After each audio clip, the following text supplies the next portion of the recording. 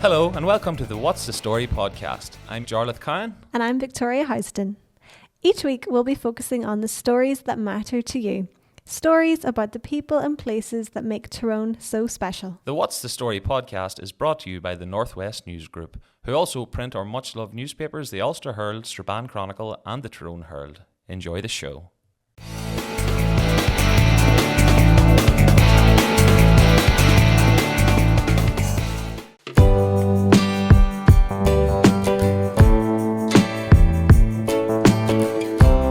Hello, I'm Jarlath Cowan, and on this week's podcast I'm speaking to Talal Jomar. A County Tyrone-based stand-up comic, Talal was born in Syria, and having moved to Ireland at an early age, we talk briefly about those early memories in his life before diving into the world of stand-up comedy. Talal has shared the stage with some of the biggest names on the Irish comedy circuit. Having recently seen him in action opening for the one and only Paddy McDonnell in Cookstown in March, I was keen to speak to him. It's worth noting that this podcast was recorded sitting in my car on what was probably one of the hottest days of the summer, using only my phone, so while the quality is not the best, Talal's story alone certainly makes up for that. I hope you enjoy it.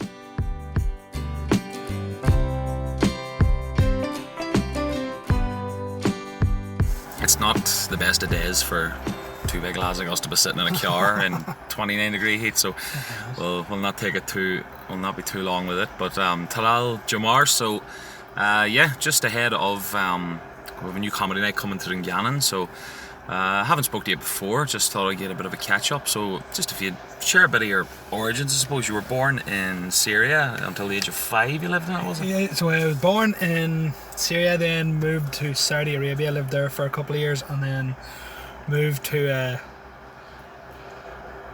sunny Tyrone in June 1995. Do you have any memories even of those early days, like living? Very few different lifestyle. It was a lot warmer, should I say, back in the Middle East. Don't know. The first thing I remember was just flying into Dublin Airport and seeing all the green. I'd never seen as much green before in my life, and the pilot did actually say June 95 there was a heat wave here, and the pilot was like, just let you all know, currently experiencing a heat wave, 18 degrees. I was coming from 40 plus, let me tell you. Brilliant. I was like your man from, did you ever see the movie Cool Runnings?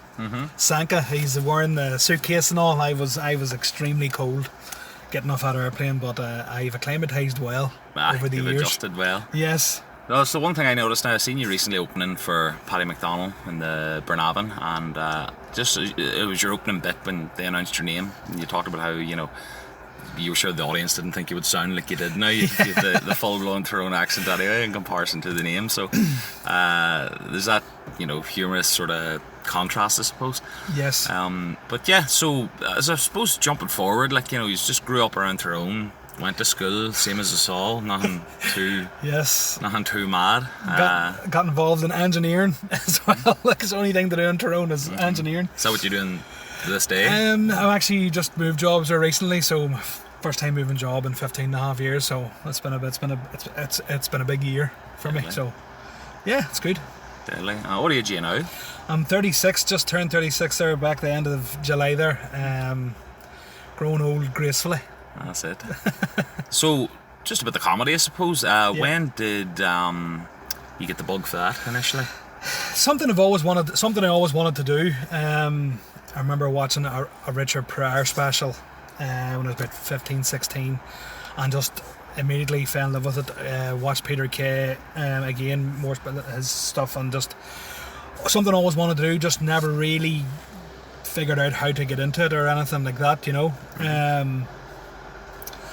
And then obviously followed the Northern Irish comedy scene for years as well. And then just there was a bar in the Moy, PB's bar in the Moy, that decided they were going to do a comedy night. This was sort of shortly after COVID. I spoke to the owner of the bar and says, look, you could reach out to whoever's doing that comedy night. Could I jump on for 5 minutes? And he came back and said yes. And so for that first 5 minutes you're getting up on stage, was it like a well prepared sort of thing, or were you sort of winging it, or what was the Well, plan? Actually? I had always sort of wrote down sort of ideas. I like that. Not that I ever did them, but I like the idea of doing like sketches or funny videos online, stuff like that. But again, it comes down to just putting yourself out there. It's a bit scary. So whenever I always enjoyed trying to make people laugh, I suppose. So the first 5 minutes was practically there in my head. I was just trying to put it into what I thought back then was bringing it to life from the bringing stage. it to life on stage, and thankfully it went really well.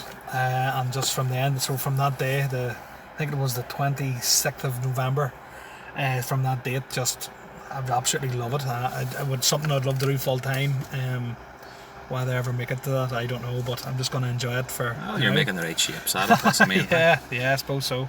You were saying there about your love of sketches. One of the things I had been seeing you doing was you and your fella Soupy doing Otter.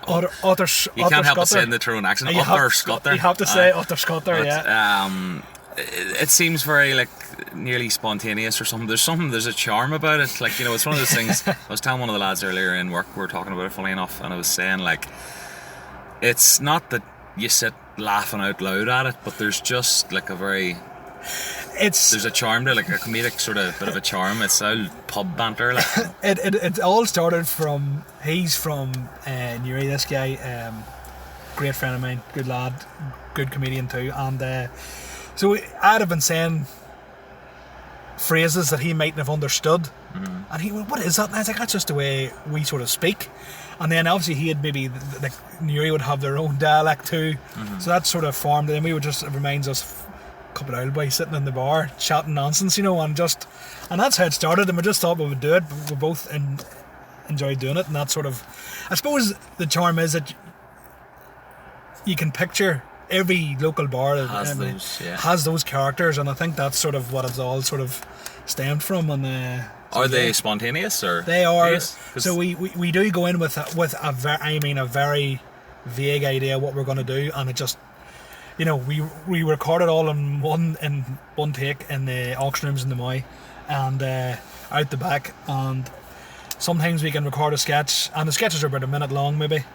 We can do it in 20 minutes. Sometimes it takes us 2 hours with outtakes and whatever, but it's a lot of fun. Excuse to go for a pint too. Like, it's a good excuse to go for a pint as well. Yeah.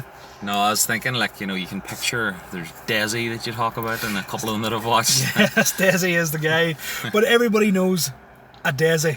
One of these guys has done everything but has done nothing, and knows everything but knows nothing. And I think that's sort of. Soupy, he moved to America there on Monday, so.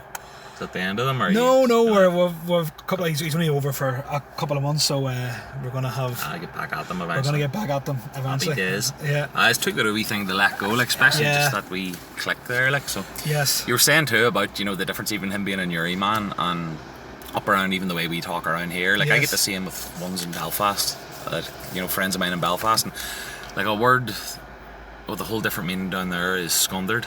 Yes. Like up here, scundered, we're fed up, we're done, but down there it's embarrassed. And yes. A couple of times I've come out in front of them ones, down there in Belfast, and I'm scundered, and they think you're really having a tough time of it. No, I'm just fed up. There's no. Yeah. Like, so. And like the thing that I've, especially with some of the younger comedians up from around there, everything up here is a Hanlon. Now a Hanlon can be make a cup of tea. Up here a Hanlon is making a cup of tea, or something as catastrophic as you've maybe crashed a car. They'd be like, "What do you mean you're in a Hanlon? Like, what's wrong?" And they're like, "Oh, I've just have to take my bins out." Yeah. It's just a lot more extreme down there. Like. Yeah. Whereas, like, I never thought about it from Newry's perspective too. I'm sure Newry is some strange ones, a part of the world I'm never in that much. Yeah, same as myself actually. But no, it's actually a couple of really great comedians from Newry. Soupy being one of them, Darren Matthews, Leanne McCoy, and if I forgot anybody else, I'm sorry, but yeah. I've met Darren a few times. Darren's a good fantastic, lad. And sort of friend of a friend, Darren would be. Leanne's she's new maybe about a year. She's absolutely fantastic comedian, by the way. So going back, I suppose to I want to get back on to I suppose a lot of the, with comedy being such a big thing and a big podcast circuit and the go now and that, yes.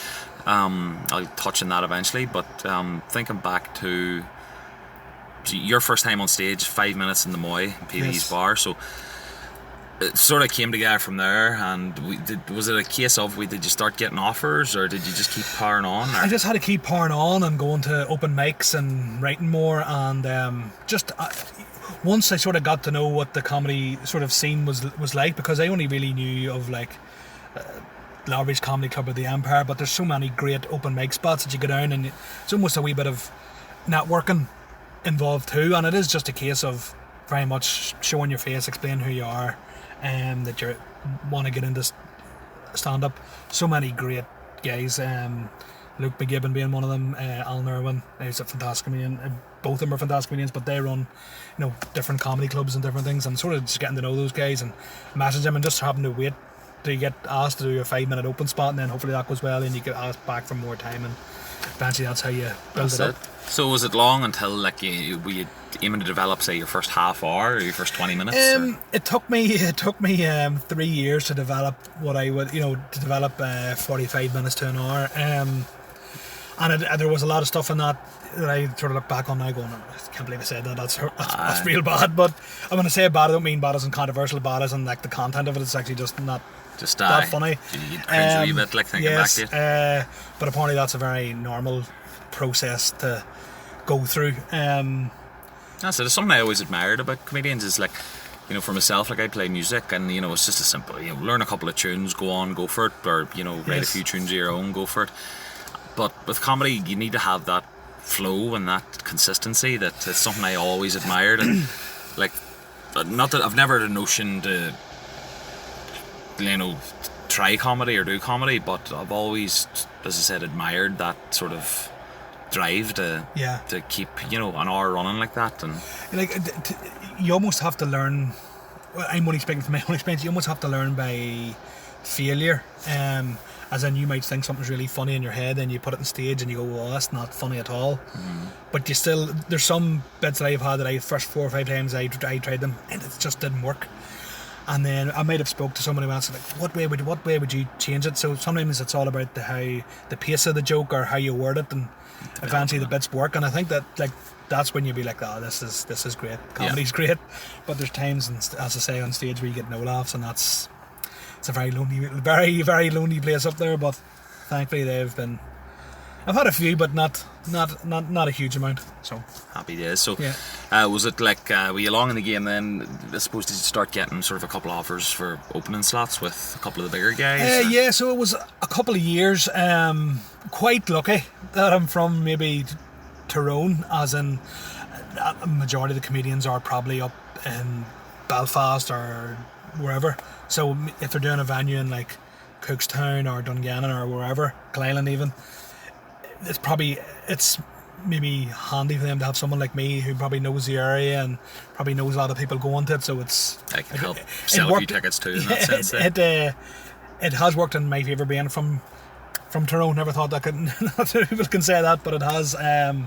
So it was a couple of years. I genuinely couldn't believe I've got to support some of the absolute best, like the likes of Shane Todd and Colin Geddes, which was a huge thing for me. He was, probably after I Am Fighter all those years ago. We all loved it. I was a huge Colin fan from, as I said, the I Am Fighter days.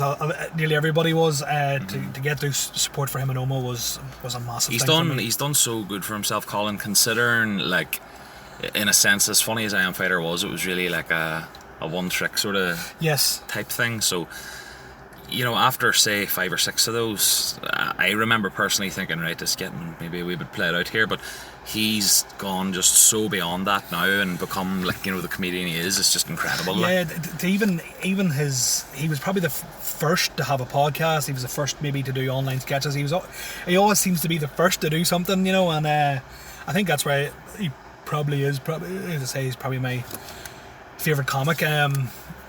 Because he just always seems to be the first to do something. And even then he had the general banter, he had the Audio Picnic podcast, and it was a Colin Geddes show then.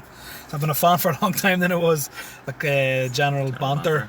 And then he's obviously moved into the Bomb Squad podcast, which is just the best podcast. That's him and Oren McCann. He's up around this end of the country. He's Oma as well. He's a phenomenal comedian. I keep hearing about it. I haven't got checking it out yet, but I keep hearing a lot of people talking about it. there's a great episode recently where he actually got to go to Dave Chappelle's house, Aaron McCann. It's a fantastic listen. Even if you're not into comedy, just to hear that story is just amazing. Sounds bizarre in itself. Yeah, a fella from Oma in Dave Chappelle's house, which is insane, you know. But yeah, it is probably it's my favourite podcast anyway.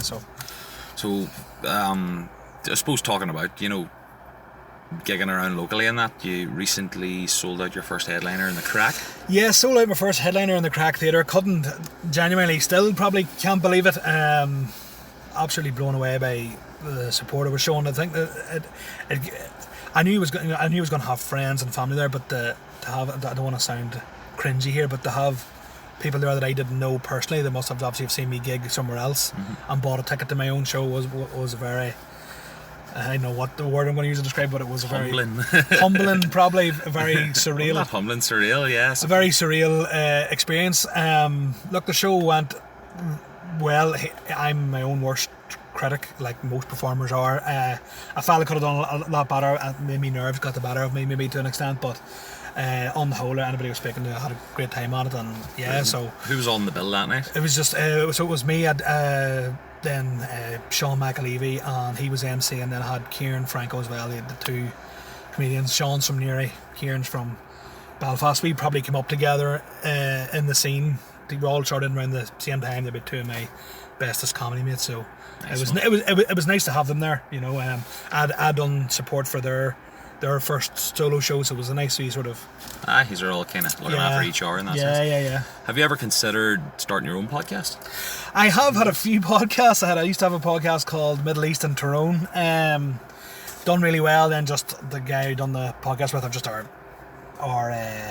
schedules wouldn't align. I started another one last year with Sean McAlevey. The Tell You What podcast, but he's moved to Canada, and it just, again, our schedules are just too. I've seen a couple of snippets of that now that you mention it, actually, and me asking you, do you ever think of starting one? Yeah, so, but it's something that as a comedian you almost feel compelled to have. So, sort of waiting to sell them a new job and different things, and I think with technology now. Would you ever consider the kind of... Sorry, go on ahead. With technology now, like, you can record a lot of it. I have podcast equipment. It's the video end of it. It's just it's the time taken to edit the video and all that. That's the killer bit. That's a process. So, you need at least an extra hand there, I suppose. No, what I was going to say... can't remember what I was going to say, to be honest. But I'm probably going to lean more into, like, creating wee short videos as opposed to like a big podcast, like maybe wee skits and sketches, and maybe a take on like the hottest topic in the world right now or something like that. That's sort of maybe what I'm gonna. Like a sort of a satirical news kind of thing. Yes, almost yes. So don't know. That's always the best. All the satire stuff, like. I think so. Because I was gonna do it like almost from like, because people, I wouldn't consider myself a culture. But anybody else who would know me would consider me a culture, so I might that sort of spin on it, that sort of try and confuse a lot of people with the lingo that I use. So you could rustle a few feathers too. I've seen like promotionally for your promo for your show. Yes, you had the full Middle Eastern garb on, so you could work something like that into, I'm sure, and a bit of fun with that. Yeah, I think it's I'm quite lucky that way that I can, because not many other people can without getting called cultural appropriation, but thankfully I have that Middle Eastern background that I can get away with that sort of thing. So racist, we'll just put it that way. Yeah. So, but no, it's on the whole, that's sort of that's what the plan is. Life is, has always gets in the way. It always gets in the way. Yeah. So also now a couple of times you've performed at Dungannon Comedy Festival. It's started up in the hill now, so having sort of something on that, to that extent, I suppose, on your own back door, essentially, like, especially in the position you're in when you're coming up in comedy and getting into it, I'm sure it's been a great opportunity. Yeah, it has. It's run by a good friend of mine, Matthew Jordan, Rising PR.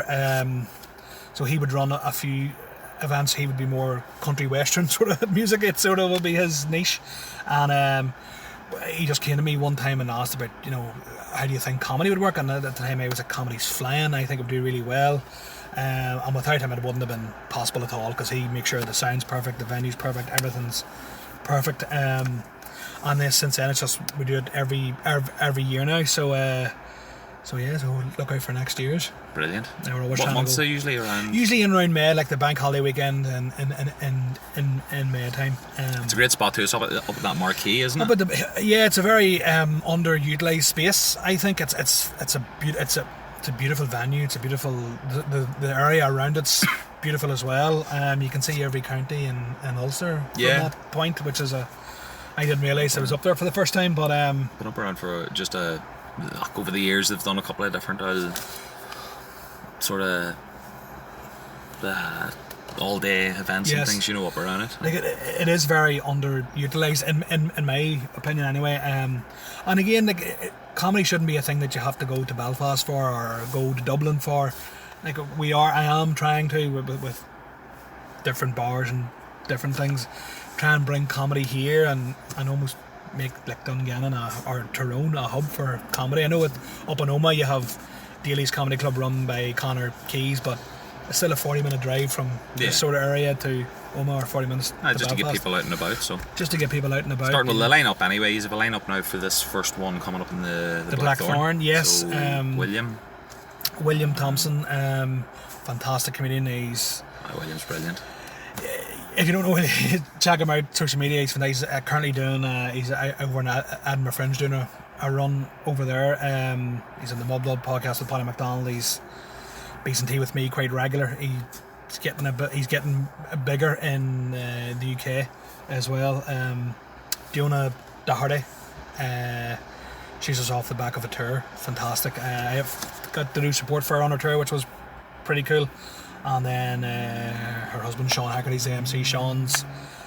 I can't speak highly enough of Sean. I would probably I've got as much gigs only for Sean. Sean's been fantastic for me, whether it's advice or giving me stage time. I can't speak, and he's a fantastic comedian as well. Where did the tour with Diona take you? So I only got through one venue, that was in Armagh, but she toured all over. Right. I thought you all over the north. You'd done the full tour. No. So that's the cool thing about the sort of what I would call the A-lister comedians. They tend to give a lot of open micers like myself a different sort of a venue, so they don't just pick one comedian. They pick maybe 5 or 6 just to give them that sort of experience just to get around, which is a really and to the comedy scene in North is fantastic. It's the nicest environment. People expected it to be quite like full of like drama and stuff. It's not at all. Everybody's so helpful and willing to give you advice. Doesn't matter whether it's, especially over the last decade or so. I mean, it's something growing up. Like I was always a fan of comedy, but I could never imagine like Northern Irish comedy specifically becoming this sort of big thing that it has become. I don't know, just in my own head, you were always used to watching American or English comedians, or a couple of Southern guys were always big over the years, like your Ed Byrne and the likes of him. But in terms of Northern Ireland, I think it's just the way you have that thing for cringing at your own accent. So that was always in my head. I was like, nah, that can't work. But lo and behold, there's plenty of it going on now, proving me wrong, thank God. Yeah, you have the likes of Shane, Todd, Paddy McDonald, Colin Geddes. Like they can put on a show in America, Australia, Europe, and it sells, and it's insane. Like it's here, absolute credit to them. But people think that they just turn up on the stage, tell a few jokes, and go home. No, there's a whole process. Process, and then I'm quite lucky. Like I could use the same material whenever. Like they have to write a new show every year, and it's insane how they do it, but they do it, and they just keep getting better. It's a privilege to watch. To be fair. Well, so coming up next then is the Blackthorn. We've talked about it there briefly, but when's it happening? We'll just wrap up with that. 28th of August. It's going to be a great night. Come on down, get your tickets. It's going to be, as I say, a fantastic night. Something different for the town as well. I'm really looking forward to it.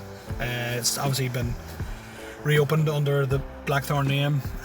So yeah, get your tickets. Something new and exciting. Yeah. Talal, thank you very much for chatting with me. Thank you. And we'll get out of this sweatbox of a car now. Yes. 29 degrees or something. All the best, sir. Thank you very much.